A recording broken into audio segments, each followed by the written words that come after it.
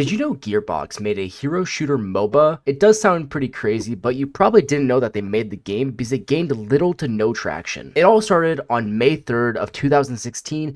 Keep this date in mind because it's very important because this was 3 weeks before Overwatch 1 came out. Before we talk about the failure of Battleborn, what was Battleborn? Well, it was a hero shooter MOBA where players could pick from a wide variety of 25 heroes with unique abilities, you know, the typical hero shooter experience with all those crazy gadgets. It also had a MOBA feel where heroes would start at level 1 in each match, gaining experience and levels by defeating enemies and completing objectives. Each level you would unlock new perks in the Helix tree. The game also had 5 unique modes, such as Meltdown, where teams could escort and sacrifice AI robots while destroying the enemy robots, or it had modes like Face Off, where teams could collect and deposit the robot masks from AI enemies and score points. So the game seems pretty cool with all the heroes and all the different modes, but we have to understand why it failed and eventually it shut down forever. And there's actually 3 major reasons why this game failed. Starting with Overwatch. So you remember how I mentioned that this game released 3 weeks before Overwatch 1 back in 2016? Yeah, right when Overwatch came out, this game completely got overshadowed by Overwatch and players dropped rapidly. Which, speaking of players, let's talk about the player count.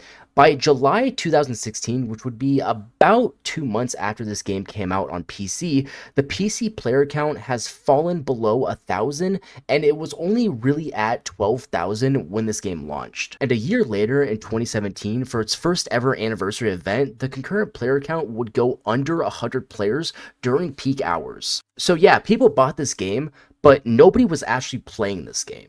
And finally, the third reason why this game failed was because of the broken promises that Gearbox gave the players. You see, when this game first came out, it was $40 for the standard edition, which is pretty steep for new players to enter the game. And remember, this game has like 100 players at the time, so getting new players would actually make this game worthwhile again. But because there was no new players, there were talks and rumors that Gearbox would turn this game into a free-to-play experience.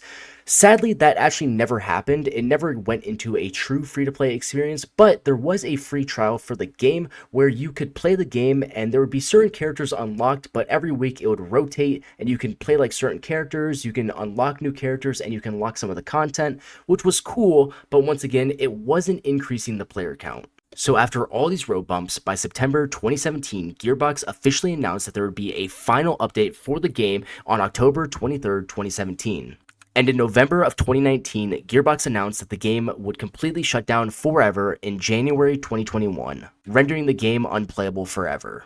And so it was true, it's January 31st, 2021, and the servers shut down forever.